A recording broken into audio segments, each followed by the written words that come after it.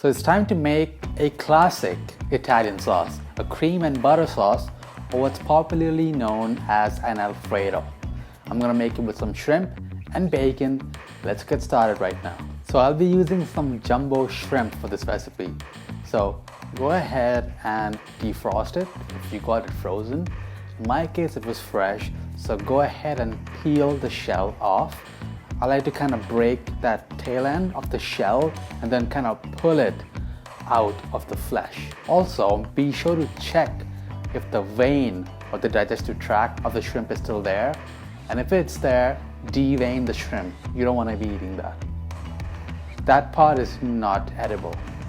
Once you've done that, go ahead and rinse it, and we're going to marinate it with olive oil, paprika, salt, pepper, some lime juice, and a minced clove of garlic. Let that marinate while you prepare the rest of the components for this dish. So next I'm going to start by cooking the bacon.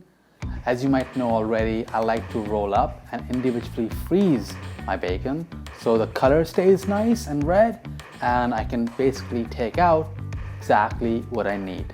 Now put the bacon strips onto a cold pan and then set that pan on medium heat. Now as that bacon is halfway cooked, add in your shrimp right into that pan. Don't add the marinade yet, but don't discard it either. You want to cook the shrimps for 1 to 2 minutes on each side until it changes its color and becomes pinker, and at this point the bacon would be infused with the flavors of the shrimp. So if you're going for this delicious seafood pasta, this is the perfect way to completely commit the seafood flavor for a really nice seafoody bacon flavor. It's amazing. Once the bacon is crispy, you can take that out, and to finish cooking that shrimp, add in all of the marinade right into that pan with all that bacon grease.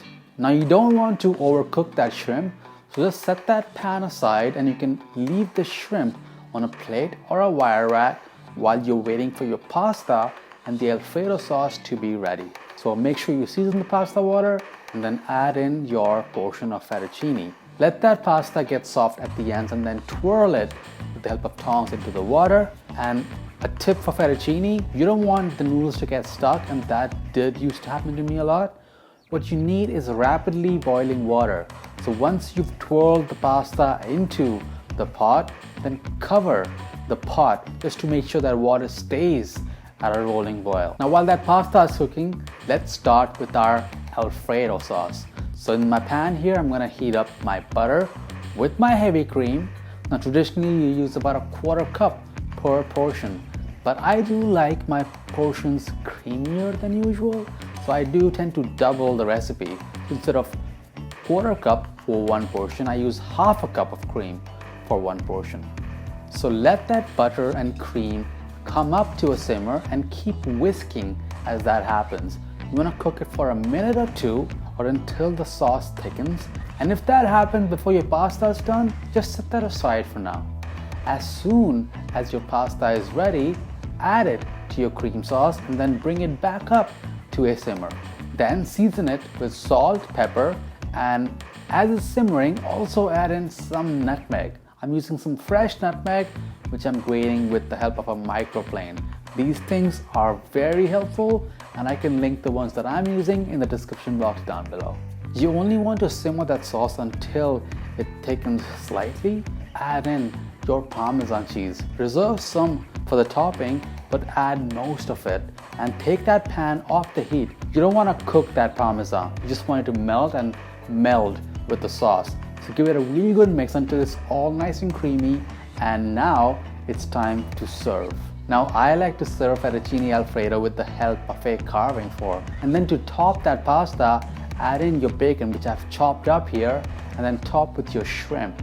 I like to keep my pan with that beautiful marinade on a low flame on the side so that when I'm ready to serve, I can just quickly toss my shrimp in that warm marinade, which has thickened by now, and then serve with all those beautiful flavors on the plate.